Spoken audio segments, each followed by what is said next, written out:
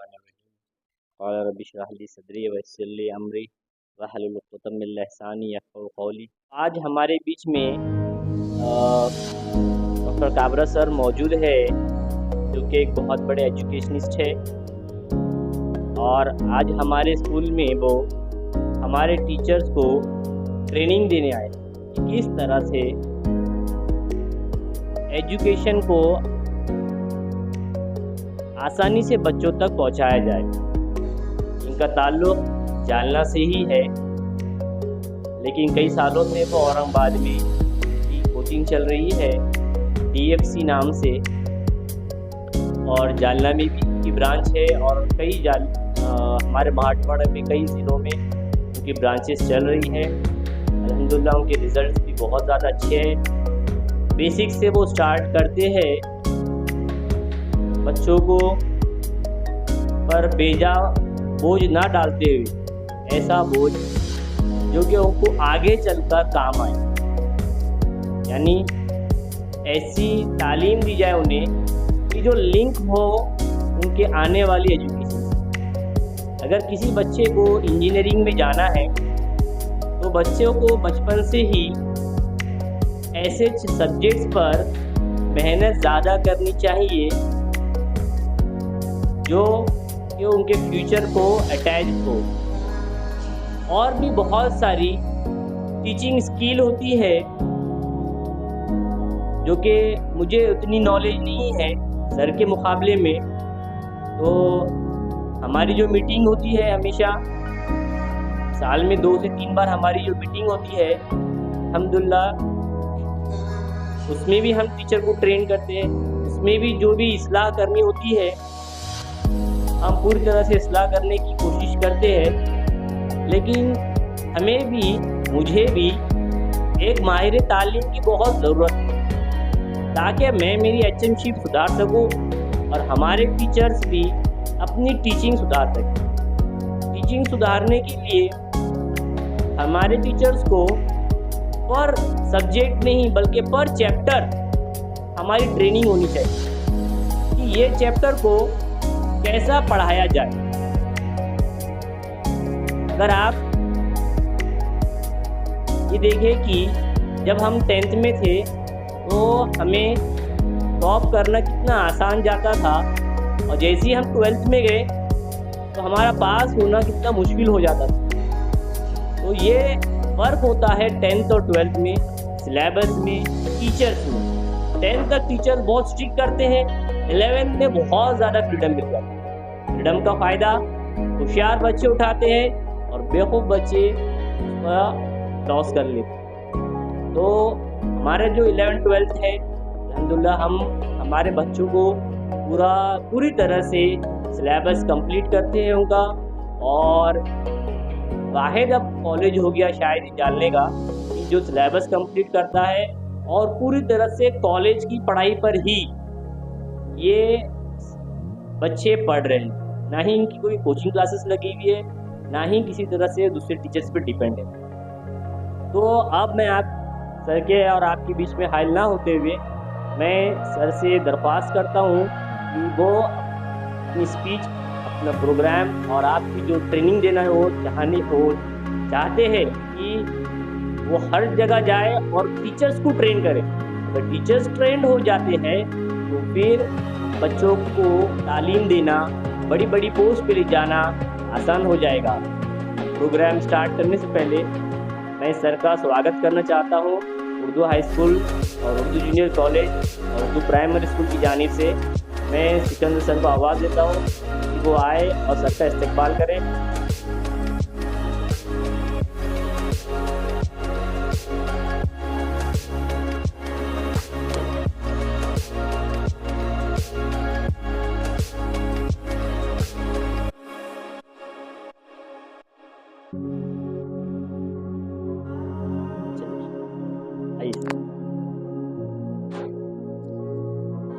शुक्रिया नबील सर।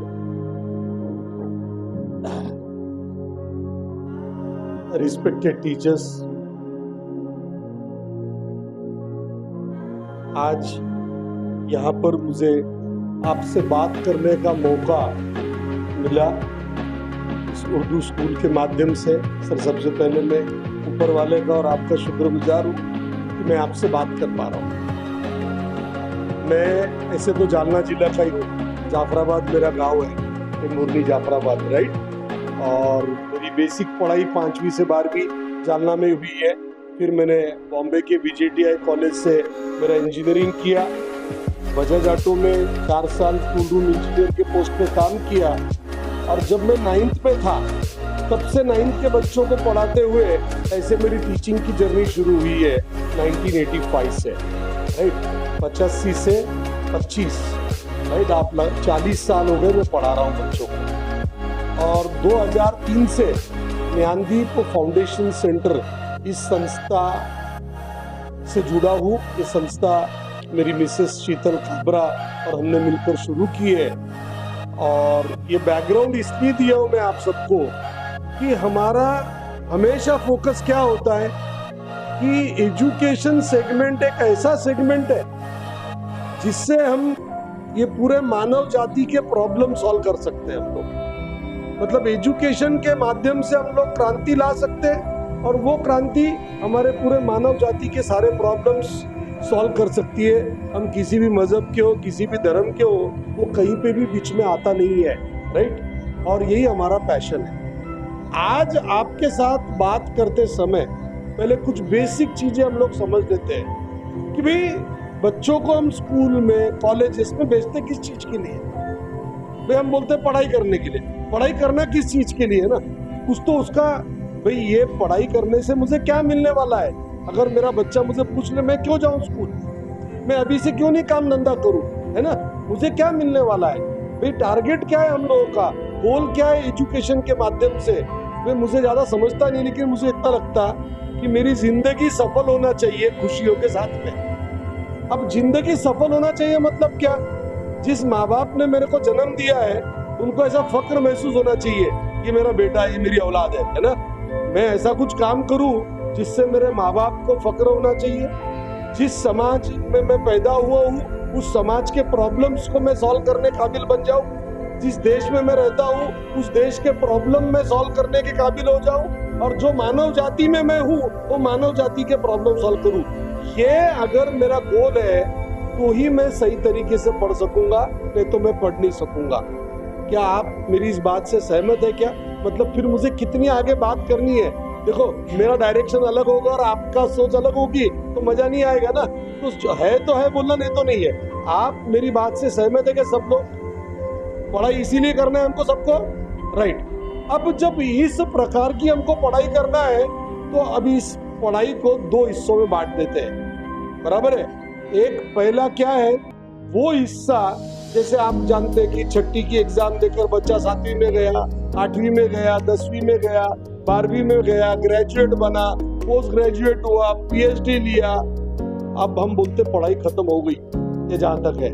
इसको हम बोलेंगे क्वालिफिकेशन मिलाने वाली जर्नी। तो एक हिस्सा क्या है, क्वालिफिकेशन मिलाने वाली जर्नी है। और दूसरा हिस्सा क्या है, आप डॉक्टर बन गए, एक्चुअली वो करियर नहीं है आपका, ये क्वालिफिकेशन है। MBBS की डिग्री, MS की डिग्री, MD की डिग्री, ये क्वालिफिकेशन है, करियर नहीं है। फिर करियर क्या है, डॉक्टर बनने के बाद आप मरीजों को कितनी अच्छी सेवा दे सकते हैं। देखो हर आदमी 2 पैसे लेगा, अपनी रोजी रोटी है, पैसे लेने की बात नहीं कर रहे हम लोग, लेकिन पैसे लेने के बावजूद भी आप मरीजों को अच्छा कर पा रहे कि नहीं कर पा रहे। आप इंजीनियर बने, आप इंजीनियर बनकर क्या कर रहे, नौकरी कर रहे, बिजनेस कर रहे, जो भी कर रहे, तो वो आप सही ढंग से कर पा रहे कि नहीं कर पा रहे। जो हमारा गोल है कि मैं खुद के लिए काम करूं, अपने माँ बाप के लिए काम करूं, अपने परिवार समाज के लिए, देश के लिए, मानव जाति के लिए काम करूं, तो वो काम अगर मैं सफलतापूर्ण कर रहा हूं तो ही मैं खुश रह सकता हूँ, तो ही मेरा टारगेट पूरा होगा। तो हम इसको 2 हिस्सों में समझ के लेते हैं। एक हिस्सा क्वालिफिकेशन मिलाने की प्रोसेस, जिसको शायद हम पढ़ाई बोलते हैं, और दूसरा हिस्सा प्रैक्टिकल लाइफ में सक्सेसफुल होना है खुशी के साथ। आज कई लोग सक्सेसफुल है, करोड़ों रुपए कमा ले रहे, लेकिन खुशी नहीं है, तो फिर कोई मसला ही नहीं ना। आपको वो सक्सेस का मजा ही नहीं आने वाला है। जिंदगी में हम जो भी करें उसका मजा तो आना ही चाहिए, राइट। तो हम 2 हिस्सों, ये दोनों हिस्सों की रिक्वायरमेंट थोड़ी अलग अलग है अनफॉर्चुनेटली आज, और हम पढ़ाई का ऐसा मॉडल देखेंगे आज जिसमें दोनों हिस्सों के काम हो जाए पहले दिन से। राइट, चलेगा? ओके, पहले हम दूसरे हिस्से की तरफ आते हैं। हमारी देश की सरकार ने, केंद्र सरकार ने 2019 में एक तमन्ना नाम की एप्टीट्यूड टेस्ट बनाई, बराबर है? एप्टीट्यूड टेस्ट ये शब्द कितने लोगों को पता है? दो चार लोग हैं, ठीक है, मैं बताता हूँ। देखो, अभी एक फैशन है, मैं फैशन वर्ड यूज कर रहा हूँ। अभी एक फैशन क्या है, मेरा बच्चा 10th में आ गया, उसको डॉक्टर बनना है, इंजीनियर बनना है, सीए बनना है, लॉयर बनना है, कौन से फील्ड में जाना है, टीचर बनना है, ये देखने के लिए एक साइकोमेट्रिक टेस्ट होती है, एक एप्टीट्यूड टेस्ट होती है। वो टेस्ट देने के बाद वो काउंसलर आपको बोलते हैं कि इन्होंने इस फील्ड में करियर करना चाहिए। ओके, इस टेस्ट को बोलते हैं एप्टीट्यूड टेस्ट, जो आपको करियर की चॉइस करने में हेल्प करती है। और आमतौर पर ये 9th और 10th में ये टेस्ट दी जाती है, और इसकी मार्केट में 8,000 10,000 ऐसी कीमत है आज के तारीख पे।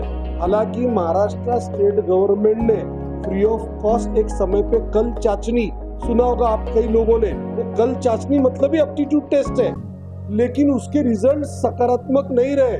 वो नाम के लिए कागजोपत्री फॉर्मेलिटी हो गई। 10वीं में बच्चा आया, कल चाचनी लेके उसको बोल दिए कुछ तो लेके, तू ये बन जा, ये बन सकता, वो बन सकता, बराबर है? लेकिन सच्चाई ये नहीं है। एक्चुअल में जो ओरिजिनल एप्टीट्यूड टेस्ट है, अगर वो सही ढंग से बनी है तो उसके रिजल्ट भी सही आ सकते हैं। ये अभी जो तमन्ना नाम की एप्टीट्यूड टेस्ट बनी है, मैं आपको बताता हूँ सरकार ने बनाई कैसी है। देखो, कोई भी चीज पे हमारा जब तक भरोसा नहीं आता ना, हम कुछ भी नहीं करते। हम इंसानी फितरत ही हमारी ऐसी है कि हमको भरोसा आया तो हम कुछ करेंगे, नहीं तो नहीं करेंगे। कोई कितनी भी भाषणबाजी हो जाए, कुछ भी हो जाए, कोई काम की चीज नहीं हमारे लिए। वो कोई भी रहो सामने वाला, उससे कोई फर्क नहीं पड़ता, हमारा भरोसा सबसे इम्पोर्टेंट है। तो मैं आपको इसकी पार्श्वभूमि बताता हूँ, इन्होंने क्या किया। मेरा एक सवाल है उसके पहले आपसे।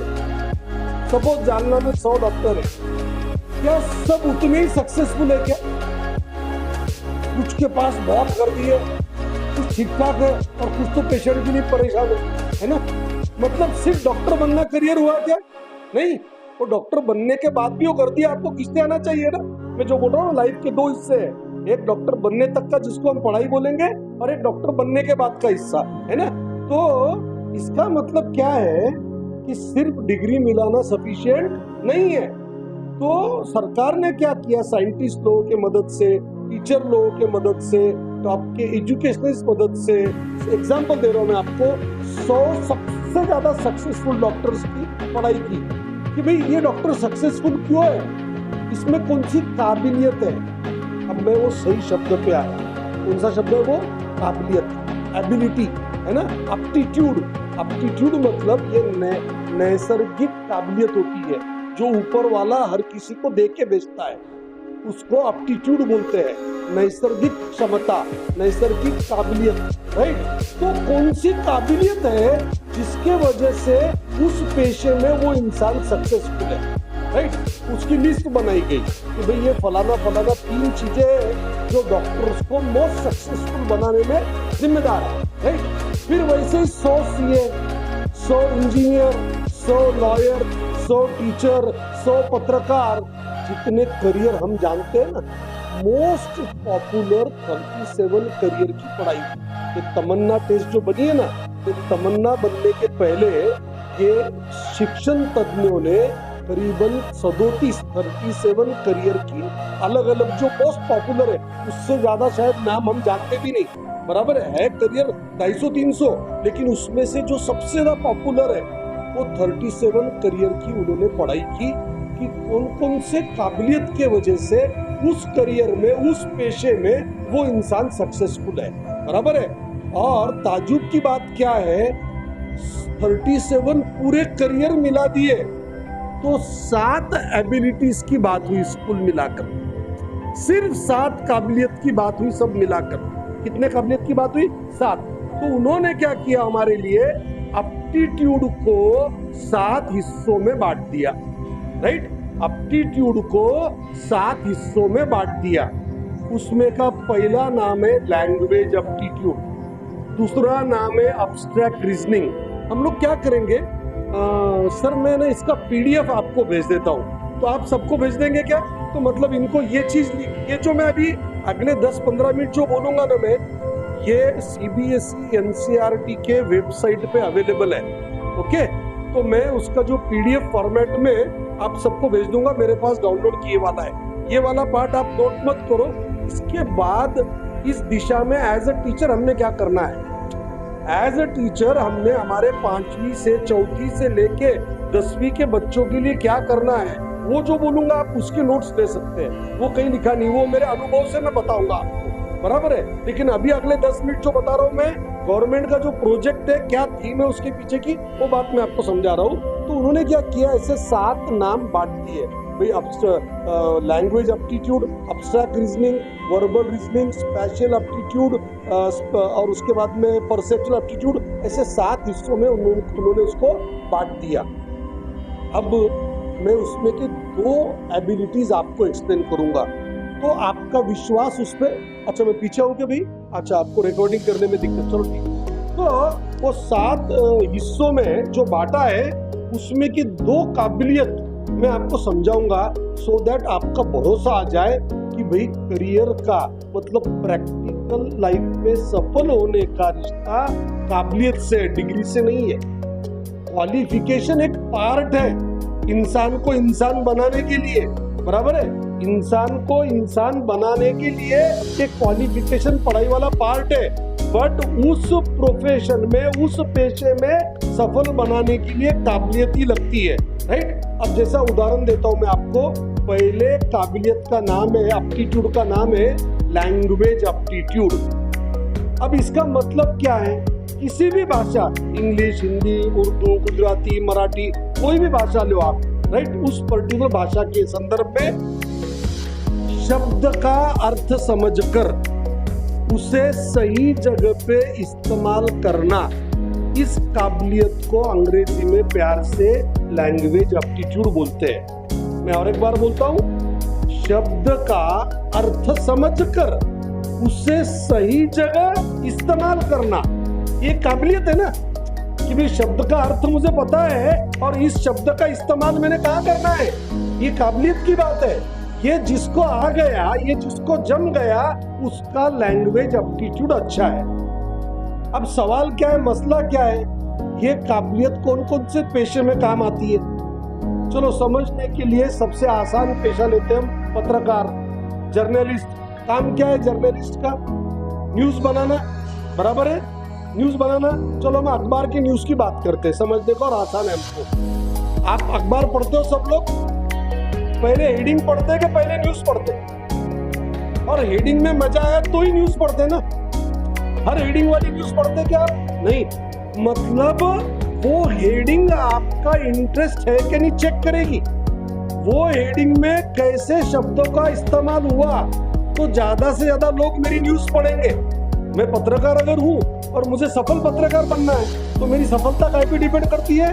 ज्यादा से ज्यादा लोगों ने मेरी लिखी हुई न्यूज पढ़ना चाहिए, मैंने लिखी हुई न्यूज पढ़ना चाहिए। वो कब पढ़ेंगे? जब मैं हेडिंग अच्छी दूंगा, हेडिंग में अच्छे शब्दों का इस्तेमाल करूंगा। मैं हेडिंग में अच्छे शब्दों का इस्तेमाल कब कर पाऊंगा? जब मेरा लैंग्वेज एप्टीट्यूड अच्छा है। मतलब बिना लैंग्वेज एप्टीट्यूड के आप अच्छे पत्रकार नहीं बन सकते, बिना लैंग्वेज एप्टीट्यूड के आप अच्छे लॉयर नहीं बन सकते। भाई लॉयर का, वकील साहब का काम क्या है? अपनी दलील पेश करना कोर्ट में। आप अगर सही शब्दों का इस्तेमाल नहीं करके वो जज साहब के सामने बात रख देंगे, तो केस तो पहले दिन डिसमिस हो जाएंगे आपकी। तो आपको यदि अच्छा वकील बनना है, लॉयर बनना है, तो आपका लैंग्वेज एप्टीट्यूड अच्छा होना चाहिए। आपको अगर सफल टीचर बनना है, तो बिना लैंग्वेज एप्टीट्यूड के आप सफल टीचर नहीं बन सकते। देखो आमतौर पर टीचर के साथ क्या दिक्कत आती है, हम क्लास में कुछ पढ़ाते हैं, बच्चों को, कुछ बच्चों को बातें समझ में आती है, कुछ को नहीं आती है।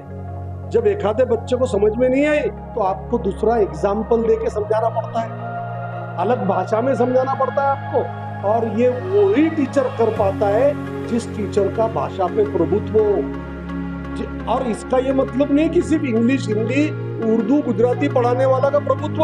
आप अगर इतिहास भी पढ़ा रहे, आप साइंस भी पढ़ा रहे, तो आपका जिस भाषा में आप साइंस पढ़ा रहे उस भाषा पे आपका प्रभुत्व चाहिए, तो ही आप सफल टीचर बन सकते हैं, वरना आप बच्चों के जहन में अपनी जगह नहीं बना सकते।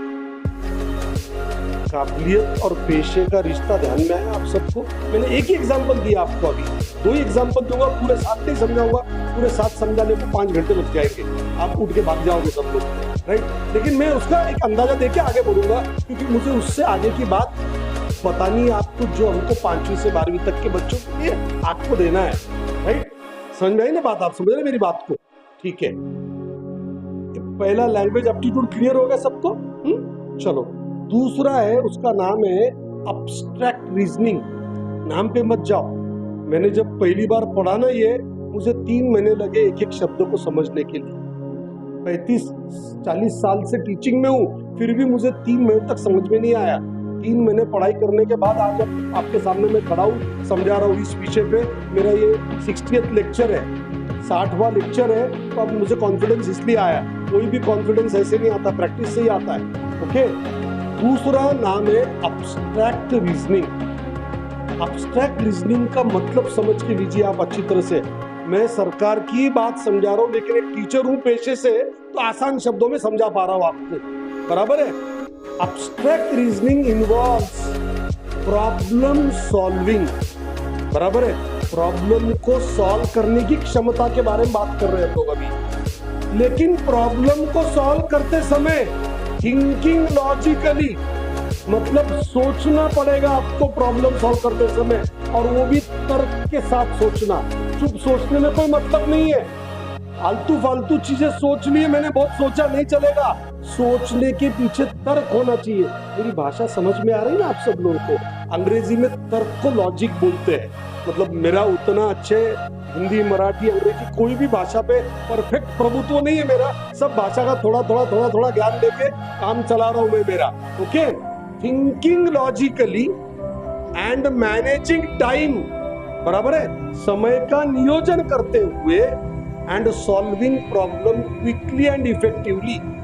कोई भी प्रॉब्लम हो, उसका हल हमने तुरंत और इफेक्टिव तरीके से निकालना है, लॉजिकल सोचकर। ये पूरे प्रक्रिया को, ये पूरे क्षमता को अंग्रेजी में प्यार से अब्स्ट्रैक्ट रीजनिंग बोलते हैं। मेरा एक सवाल है यहाँ बैठे हुए सभी रिस्पेक्टेड टीचर्स से, इस पूरे दुनिया में आप ऐसे किसी इंसान को जानते हो क्या जिसके जिंदगी में एक भी प्रॉब्लम आज तक आया है? ऐसा कोई है? Doctor, engineer, teacher, lawyer? मैं तो ये कहूंगा कि आपके और मेरे जिंदगी में भी रोज कम से कम 2-5 नए किस्म के प्रॉब्लम आ ही जाते हैं, और उनको सॉल्व किए बिना आप जिंदगी आगे जा ही नहीं सकती ना।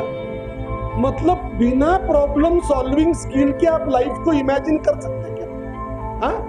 और जब तक प्रॉब्लम सॉल्विंग स्किल आपके पास नहीं है, आप ना तो अच्छे डॉक्टर बन सकते, ना तो अच्छे इंजीनियर बन सकते, ना तो अच्छे टीचर बन सकते, ना तो अच्छे इंसान बन सकते। ऐसे 1000 में एक आधा पेशा होगा जिसमें प्रॉब्लम सॉल्विंग स्किल नहीं भी मालूम है, सिर्फ माल उठाओ रखो, माल उठाओ रखो, बस, है ना। उसमें भी फिर दिमाग लगाना है, कम बोझा कैसे लगेगा, मेरे गर्दन को तकलीफ कम होंगी, मेरे पीठ पे उठाए तो अच्छा रहेगा कि सर पे उठाए, उसमें भी दिमाग लगाना पड़ता। ऐसा नहीं कि वहां नहीं लगता। तो ये दूसरी वाली जो स्किल है ना, प्रॉब्लम सॉल्विंग स्किल है। और आगे की 5 स्किल भी प्रॉब्लम सॉल्विंग है, लेकिन अलग अलग तरीके से। जैसे कोई बैंक में नौकरी करता, उनका काम है आंकड़ों से खेलना, स्टैटिस्टिक्स से खेलना, मतलब आंकड़ों की मदद से प्रॉब्लम सॉल्व करना। उसको बोलते हैं न्यूमेरिकल एप्टीट्यूड। क्या बोलते हैं उसको? Numerical aptitude. फिर नेक्स्ट है वर्बल रीजनिंग, मतलब डायग्राम, शब्दों के मदद से प्रॉब्लम सॉल्व करना, है ना। तो अलग अलग स्पेशल एप्टीट्यूड, मतलब इमेजिनेशन के मदद से प्रॉब्लम सॉल्व करना। देखो, हर प्रॉब्लम अपन एक्सपेरिमेंट करके सॉल्व नहीं कर सकते। कुछ प्रॉब्लम अपने को सिर्फ ख्याल में ला कर इसका ऐसा होगा तो उसका कैसा होगा ऐसा सोच के करना पड़ता। कल्पना शक्ति, इमेजिनेशन समझता है सब लोगों को। तो ये सारे जो स्किल्स है, जो 7 जो अलग अलग एबिलिटीज की बात की है ना, उसमें 6 एबिलिटीज है प्रॉब्लम सॉल्विंग के ही है। लेकिन प्रॉब्लम सॉल्व करते समय आंकड़ों के मदद से कर रहे हैं आप, डायग्राम के मदद से कर रहे हैं, शब्दों की मदद से। कुछ लोग आंकड़ों की मदद से बहुत आसानी से प्रॉब्लम सॉल्व कर जाते हैं। बैंकर्स, स्टैटिस्टिशियन, सीए, ये बिना आंकड़ों के, जिनको आंकड़ों से खेलना जमता है, वही अच्छे सीए बन सकते हैं। समझ में आ रही है कि आपको मेरी बात?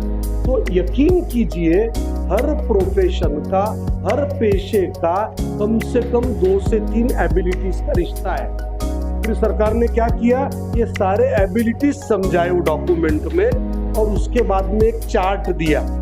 फॉर एग्जाम्पल, किसी को सीए बनना है, तो सीए, सफल सीए, डिग्री तो शायद हम टीचर लोग पढ़ा पढ़ा के मारून मुस्कुटून डिग्री दिला देंगे उसको, है ना, वो कोई बड़ी बात नहीं है, लेकिन उसके बाद वो काम कर सकना चाहिए ना। तो सक्सेसफुली वही इंसान सीए बोल के काम कर पाएगा जिसका न्यूमेरिकल एप्टीट्यूड अच्छा है, जो आंकड़ों के मदद से प्रॉब्लम सॉल्व कर सकता है, जिसका एब्स्ट्रैक्ट रीजनिंग अच्छा है, जिसकी सोच अच्छी है, और जिसका लैंग्वेज एप्टीट्यूड अच्छा है। तो सरकार ने क्या किया कि 37 पेशे के सामने, हर पेशे के सामने यहाँ कौन से 3 या 4 एबिलिटीज के बिना ये पेशा सक्सेसफुल नहीं हो सकता, ऐसा रेडीमेड चार्ट बनाकर दे दिया है। 2019 में एक टेस्ट का निर्माण हुआ, तमन्ना नाम, 20-21 कोरोना में चला गया, 22 शुरुआत तक। सरकार की ये पॉलिसी थी कि ये तमन्ना नाम की जो एप्टीट्यूड टेस्ट है, हर स्कूल के टीचर्स ने इसकी पढ़ाई करना है और बच्चों और माँ बाप तक पहुंचाना है, क्योंकि आज बच्चे और माँ बाप वो मार्क्स के चक्कर में अटक गए बेचारे। हर स्कूल को अपनी सफलता दिखाना कैसी है कि मेरे पास 10th में कितने ज्यादा बच्चों को 90% मार्क्स मिले। स्कूल की भी मजबूरी है ना, गवर्नमेंट बोलती है मुझे पता है तुम्हारे टीचर्स कितना अच्छा पढ़ा है, वो भी बेचारे मार्क्स में से ही देखते। इस दुनिया में सब ये मार्क्स के चक्कर में अटक गए और एबिलिटी पे से पूरा सबका ध्यान ही हट चुका है। तो सरकार की एक बहुत अच्छी पहल है ये, बट दुर्भाग्यवश छत्तीसगढ़ के कुछ 2-4 स्कूल और उत्तर प्रदेश के 2-4 स्कूल छोड़ दिए, तो एक भी स्कूल ने तमन्ना पे अभी तक काम नहीं किया। लेकिन जैसे हमको ध्यान में आया, क्योंकि हमारा तो काम ही है कि भले हम कोचिंग क्लासेस चला रहे, लेकिन उसमें भी ऊपर वाला थोड़ी माफ करेंगे हमको, हम गलत काम करेंगे तो, बराबर है। तो हम सोचते रहते हैं कि अभी के जो प्रॉब्लम है समाज के, बच्चों के, उनको कैसे सॉल्व किए जाए। तो उस चक्कर में हमारा तमन्ना से पाला पड़ा और हमने उसकी पढ़ाई की और हमने सोचा ठीक है, हम सारी दुनिया को तो नहीं बदल सकते, लेकिन हम स्कूल टू स्कूल जाएंगे, टीचर्स को मिलते रहेंगे और उनके सामने बात रखेंगे। अभी तक पिछले 15-20 मिनट में मैंने जितनी बातें कही, आपको ध्यान में आया सब लोगों को? और ये इस बात पे भरोसा आया क्या किसी को भी सफल होने के लिए काबिलियत लगती है? ये बात मानते हो क्या सब लोग? तो ये आगे और आधा घंटा पे बड़बड़ करूंगा तो फायदा होगा, नहीं तो कोई फायदा नहीं होगा। तो अगला आधा घंटा मुझे बोलना है कि नहीं बोलना है, बोलो। आपका भरोसा है तो फिर मैं बोलता हूँ। चिंता 1 घंटा, मुझे मालूम है झेलना आसान नहीं है 1 घंटे के ऊपर किसी भी इंसान, राइट? हाँ, आपकी मतलब कैपेसिटी कितनी होगी ध्यान में आ जाएगी मेरे लिए, राइट, है ना? तो चलिए, ये बात सबके ध्यान में आई। अब सवाल क्या है, ये काबिलियत को गिनते कैसे? ये काबिलियत को गिनते कैसे है? एक है ना, क्योंकि हमको काबिलियत का रिश्ता पता चल गया, लेकिन ये काबिलियत कम है कि ज्यादा है पता कैसे चलेगा ना हमको, है ना? नंबर 1। नंबर 2, इसकी ट्रेनिंग कैसे दी जाती है बच्चों को? अब जैसा आप टीचर्स है तो आपके भी अपने खुद के बच्चे होंगे, और प्लस जिन बच्चों को आप पढ़ा रहे हैं उनके माँ बाप आप ही हो ना भाई। आज कोई भी माँ बाप स्कूल में जब दाखिला कराता बच्चों क्या बोलता है कि आपको माँ के जैसा, आपको बाप के जैसा मेरे बच्चे को छोटे का बड़ा करना है, उसको अच्छी तालीम देना है। यही सीखते ना हम लोग, यही हमारा कर्म है, यही हमारा धर्म है। तो मैं आपको बताऊं, अगर आप सरकार की एप्टीट्यूड टेस्ट का पेपर सरकार ने दिया है, खुद ने सैंपल पेपर बना के दिया है 9-10 के बच्चों के लिए, तो उसमें हर एप्टीट्यूड का मेजरमेंट जिस टाइप के प्रश्न सॉल्व करने से पता चलता है, वैसे वहाँ पर 15-20 क्वेश्चन उस वेबसाइट पे दिए। अभी यहाँ पर अपने को आज प्रोजेक्टर की सुविधा नहीं थी, इसलिए मतलब हम नहीं कर सके वो सुविधा, लेकिन हम आपको जो PDF भेजेंगे उसमें वैसे सारे सवाल आपके एग्जाम्पल के साथ हम आपको PDF देंगे। वो इस प्रकार के प्रश्न है, मैं समझा रहा हूं आपको, कि जिसको सॉल्व, देखो आज जो हम परीक्षा लेते हैं पहली से लेकर 10वीं तक, कैसी परीक्षा लेते हैं हम लोग वहां पर कि भाई इसका डेफिनेशन लिखो, define elasticity, state Newton's law, define valency, ऐसा ही लेते हैं ना हम लोग परीक्षा जो लेते हैं अभी। ऐसा क्यों लेते हैं हम लोग? क्योंकि जब आप और मैं 10th में थे आज से 25 साल पहले, तब एडमिशन जो दिए जाते थे सब प्रोफेशनल कॉलेज में ऐसे बोर्ड परीक्षा के मार्क के आधार पर दिए जाते थे, और अभी भी वो जमाने के सवाल जवाब वैसे ही चल रहे हैं। इलास्टिसिटी को डिफाइन करो, न्यूटन का लॉ का स्टेटमेंट लिखो, इसके 2 एग्जाम्पल दो, केमिकल रिएक्शन की डेफिनेशन दो, ऐसा ही चल रहा है ना। अब इसमें वो बच्चे ने समझ के लिखा या याद करके लिखा, ये समझ में आता है कि अपने को नहीं, अपने को तो दिखता है किताब में जैसा है वैसा बच्चे ने लिख दिया, टिक करो, 2 में से 2 मार्क दो। ये आपकी भी मजबूरी, नहीं तो माँ बाप दूसरे दिन झगड़ा करने आ जाते हैं हमारे से, मेरे बच्चे को मार्क कम कैसे मिले, कैसे काटे आपने मेरे बच्चे के मार्क, है ना। ये प्रॉब्लम आपका मेरा है। लेकिन जब आप ये एप्टीट्यूड को मेजर करने वाले क्वेश्चंस देखेंगे तो इवन किताब भी दे बाजू में तो भी फायदा नहीं होता। ओपन बुक टेस्ट जो कंसेप्ट आने वाला है, आने वाले 5 साल में, उसको डरने की जरूरत नहीं है, कोई कॉपी वॉपी हो नहीं सकती। क्यों? कि वो सवाल पढ़ने के बाद जब तक आप सोचते नहीं हो, आप जवाब की तरफ जा ही नहीं सकते। मेरी बात समझ में आ रही है आपको? सवाल कैसे, सिर्फ मैं डिस्क्रिप्शन दे रहा हूँ, एक्चुअल सवाल पीडीएफ में नबील सर आपको भेज दूंगा, आप सबको दे देना, ठीक है। या तो उस सवाल में आपको इमेजिन करना पड़ेगा, ये ऐसा है तो वो कैसा है, या तो उस सवाल में आपको अच्छे से देखना पड़ेगा, बराबर है, या तो उस सवाल में आपको एनालिसिस करना पड़ेगा, और अल्टीमेटली हर सवाल का जवाब देते समय आपको डिसीजन देना पड़ेगा कि ए राइट क्यों है, बी सी डी गलत क्यों है, सी राइट क्यों है, ए बी डी गलत क्यों है। इसको कौन बनेगा करोड़पति के स्टाइल में मत सोचना। कौन बनेगा करोड़पति में 4 ऑप्शन आने के बाद थोड़ा तो भी नजदीक की हिंट लग जाती, लेकिन ये जिस टाइप के प्रश्न है, उन प्रश्नों के अंदर जब तक आप सोचते नहीं, इमेजिन करते नहीं, एनालिसिस करते नहीं, आप डिसीजन पे आ नहीं सकते। लगता है चारों भी राइट है, नहीं तो चारों भी रॉन्ग है, ऐसा ही लगता पहली बार देखने पर। उसमें राइट एक ही रहता है और गलत 3 रहते हैं। तो वो दिमाग लगाए, जब तक आपके कॉन्सेप्ट क्लियर नहीं है तब तक आप नहीं कर सकते। ऐसे टाइप के प्रश्न सॉल्व करने पर वो एप्टीट्यूड का मेजरमेंट होता है। उसमें अलग अलग कैटेगरी के क्वेश्चंस हैं, कहीं पर सिर्फ डायग्राम बेस रहेंगे, कहीं पर सिर्फ नंबर रहेंगे। जैसे न्यूमेरिकल एप्टीट्यूड का एक सवाल है, 9, 16, 25, चौथा नंबर क्या आएगा। एग्जाम्पल दे रहा हूं मैं आपको, न्यूमेरिकल एप्टीट्यूड मेजर करने वाला। जितने भी मैथ्स के टीचर हैं यहाँ पर, वो आसानी से लॉजिक लगा सकते हैं। 9 ये 3 का स्क्वायर है, 16 4 का स्क्वायर है, 25 5 का स्क्वायर है, मतलब अगला 6 का स्क्वायर आएगा 36। आंकड़ों की मदद से सॉल्यूशन ढूंढना, उसको बोलते हैं न्यूमेरिकल एप्टीट्यूड, बराबर है। तो इस टाइप के प्रश्नों से उसका मेजरमेंट होता है। अब सवाल क्या है, क्या सच में ऐसे प्रश्न सॉल्व करने से जिंदगी बन सकती है क्या, है ना। मेरी बात का मेरा अगला सवाल क्या है कि सच में ऐसे प्रश्न सॉल्व करने से जिंदगी बन सकती है क्या। तो उसका जवाब ध्यान से सुनना, मैं जो बोल रहा हूं। मैं थोड़ा सा हिस्ट्री में जाता हूं हमारी संस्था का, उसका जवाब उसमें छुपा है। 2003 में मैं, मेरी वाइफ और हमारे टीम के कुछ मेंबर्स ने ज्ञानदीप फाउंडेशन सेंटर की स्थापना की 11वीं और 12वीं के बच्चों के लिए छत्रपति संभाजी नगर अर्थात औरंगाबाद में, राइट। हमको वहां क्या ध्यान में आया कि आप कितना भी सर फोड़ लो 11वीं 12वीं में, जब तक बच्चों का बेस स्कूल लेवल पर अच्छा नहीं है, आप 11th 12th में रिजल्ट ला नहीं सकते। तो 2006 में हमने फाउंडेशन कोर्सेज का निर्माण किया। उस वक्त फाउंडेशन कोर्सेज का निर्माण करते समय हमारा टारगेट क्या था, अपने मराठवाड़ा के ज्यादा से ज्यादा बच्चे आईआईटी में जाना चाहिए।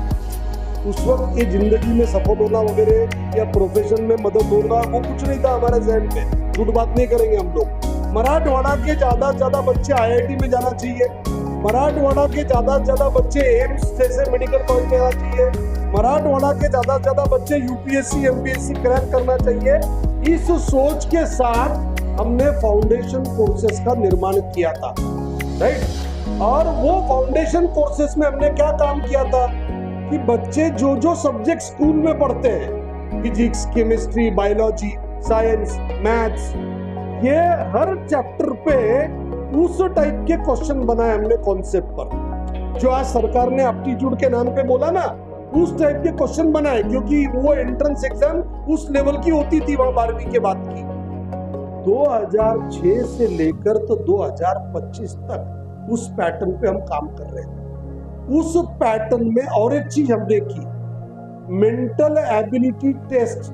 ये सब्जेक्ट कितने लोग जानते हैं आप में से? काफी लोग हैं, ओके। ये सब्जेक्ट ना तो स्टेट बोर्ड में, ना तो सीबीएसई में, ना तो आईसीएसई में, लेकिन ये वो सब्जेक्ट है जिसमें 7 एप्टीट्यूड कवर होते हैं। ये वो सब्जेक्ट है 7 एप्टीट्यूड, लेकिन माँ बाप जल्दी बच्चों को पढ़ने देते नहीं। हो गया पजल सॉल्व करा, टाइम पास कर रहा, साइंस पढ़, मैथ्स पढ़, हिस्ट्री पढ़, ज्योग्राफी पढ़, बोलते हैं वो स्कूल में थोड़ी इसके मार्क्स आने वाले। लेकिन हमने 5वीं से 10वीं वो सब्जेक्ट हमारे पास कंपल्शन में ला दिया। उसका फायदा क्या हुआ जानते हैं आप? मान के चलो एक आधे बच्चे को नेशनल अवार्ड मिला एनटीएससी में, मतलब मैं आपको बता दूं फक्र के साथ 2006 से लेकर 2025 तक पूरे महाराष्ट्र में से सबसे ज्यादा बच्चे जिनको गवर्नमेंट स्कॉलरशिप मिली 5वीं 8वीं में, 4 साल पहले तक एनटीएससी नाम की एग्जाम थी, राष्ट्रीय पद्मेश्वर परीक्षा, नेशनल टैलेंट सर्च एग्जामिनेशन। पूरे महाराष्ट्र से नेशनल अवार्ड सबसे ज्यादा हमारी संस्था के बच्चों को है। पूरे महाराष्ट्र में सबसे ज्यादा यंग साइंटिस्ट अवार्ड बच्चे हमारे संस्था से। वो क्या काम किया आखिरी 5 मिनट बोलूंगा मैं। तो तब से लेकर हम इस पैटर्न पे काम कर रहे हैं, लेकिन उस वक्त एप्टीट्यूड हमारे ख्याल में भी नहीं आया था। उस वक्त एम एक ही था, आईआईटी, एम्स, यूपीएससी। हमको उसका रियलाइजेशन कब हुआ? 10वीं तक हमने बच्चों को बहुत अच्छा पढ़ाया, उनका एप्टीट्यूड भी बिल्ड हुआ, लेकिन लोगों के दिमाग में खोटा बैठ गया 11वीं 12वीं के लिए कि हम कितना भी यहाँ अच्छा पढ़ाओ, लेकिन लोगों को लगने लगा नहीं 11वीं 12वीं हमने कोटा जाना चाहिए, 11वीं 12वीं हमने पुणे, मुंबई, हैदराबाद जाना चाहिए। तो इवन हमारे वो बच्चे जिनको नेशनल अवार्ड मिला, जिनको यंग साइंटिस्ट अवार्ड मिला, ये बच्चे भी कोटा, पुणे, बॉम्बे, हैदराबाद गए। देखो, अगर मुझे एक जगह नेशनल अवार्ड मिला, वो ये बताता मेरे में काबिलियत है, लेकिन वो इस चीज की गारंटी नहीं है कि मैं हर परीक्षा में उतना ही सफल होऊंगा। परीक्षा की सफलता काय पे निर्भर है? उस परीक्षा के सिलेबस को उस टाइम के अंदर आपने किया है नहीं किया, वो परीक्षा की सफलता की बात है। नेशनल अवार्ड मिला है, ये बताता आप में काबिलियत है, आप में बुद्धिमानी है, और आपने अगर उस बुद्धिमानी का वापर सही ढंग से सही समय पे किया तो आप हर एग्जाम में सफल हो सकते हो।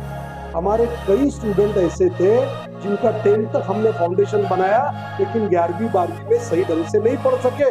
हैदराबाद, पुणे, बॉम्बे, कोटा के अंदर उनको आईआईटी में जगह नहीं मिली, गवर्नमेंट कॉलेज में भी जगह नहीं मिली, मजबूरी में प्राइवेट कॉलेज से इंजीनियरिंग किया उन बच्चों ने मायूस होकर। लेकिन देखो, बचपन से जो आदतें और स्किल लग जाती है अच्छी मेहनत करने की वजह से, वो जाया नहीं जाती, वेस्ट नहीं होती। आज सब बड़े बड़े इंडस्ट्री में जो नौकरी दी जाती है ना, डिग्री मार्क्स सब बाद में देखते हैं, पहले एप्टीट्यूड टेस्ट लेते हैं। आप किसी भी इंडस्ट्री की मालूमात निकाल लो, टेल्को लो आप, बजाज ऑटो लो आप, कोई भी बड़ी इंडस्ट्री ले लो आप, वेरॉक ले लो आप, हर जगह पर वो कॉलेजेस में जाके पहले एप्टीट्यूड लेते हैं। और ये वो स्टूडेंट डीएफसी के जो मजबूरी में 11वीं 12वीं अच्छा नहीं पढ़ने से प्राइवेट इंजीनियरिंग करे, फिर भी आज टॉप की पोस्ट पे। क्यों? क्योंकि उनका एप्टीट्यूड अच्छे से बिल्ड हो गया था। एप्टीट्यूड ये आदतों और स्किल वाला मसला है। अच्छी आदतें बचपन में लगती है कि बुढ़ापे में लगती है? बचपन में। तो 5वीं से 10वीं में उनका जो एप्टीट्यूड बिल्ड हो गया था, उस एप्टीट्यूड के ताकत पर आज वो इंडस्ट्री में टॉप की पोजीशन पे काम कर रहे हैं, गवर्नमेंट ऑफिसेस में टॉप की पोजीशन पे काम कर रहे हैं। भले आगे की पढ़ाई में उनको परसेंटेज कम आए नहीं पढ़ने की वजह से, सीधी सीधी बात है। जिस एग्जाम के लिए आप पढ़ोगे उस एग्जाम की सफलता उस पर निर्भर करती है। और 2020 में केंद्र सरकार ने न्यू एजुकेशन पॉलिसी लाई। मुझे आपको बताते हुए बहुत खुशी है, जो काम हम 2006 से कर रहे थे प्राइवेटली कोचिंग इंडस्ट्री में, सरकार ने अब केजी से पीजी पूरा पैटर्न एप्टीट्यूड वाला लेके आ गया। लेकिन अपना देश 140 करोड़ जनसंख्या वाला देश है, इम्प्लीमेंटेशन को 15-20 साल लग जाएंगे, लेकिन इम्प्लीमेंटेशन के दिशा में कदम सरकार ऑलरेडी उठा चुकी है। भाई देश में एजुकेशन सेक्टर में सबसे जो बोर्ड का महत्व है, कौन सा बोर्ड है वो? कौन? सीबीएसई।